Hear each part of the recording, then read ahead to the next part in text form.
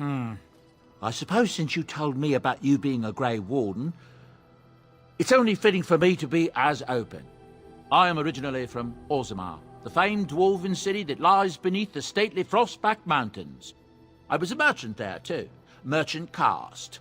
These things are in the blood, you know. You can't just leave them behind. I ran a fairly successful business. Rare artifacts, you know. Old things, grand things. The nobles loved them. Reminded them of the lost glory days, I suppose. So, as I said, things were going well. But good things must come to an end.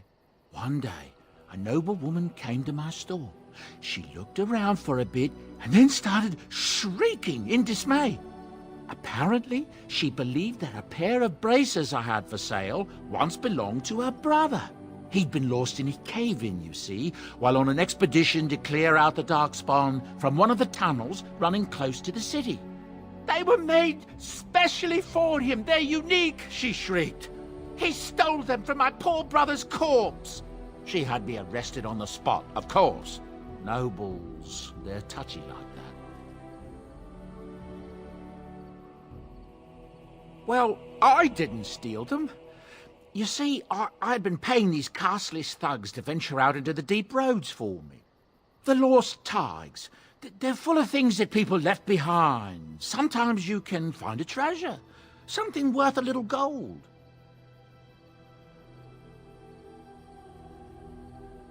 That's exactly how I see it. The noblewoman, she wasn't too happy with the theft of her brother's braces. I don't know what they planned for me, and I didn't want to find out.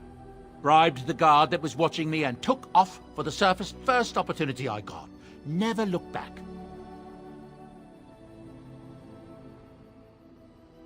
Yes, here I am. Now, is there anything the boy or I can get you? Ah, yes. I'm married to a fine woman back in Denerim, it's true. She'd give me a son if she could, but that's not likely to ever be. Sandal here. I found him in the deep roads years ago. Abandoned, I think, and he was never quite right in the head. I took him in, and I brought him with me when I came here to the surface. It may not be my blood, true, but I think of him as one. We left Orzammar. That's right, boy. Maybe one day we'll see it again.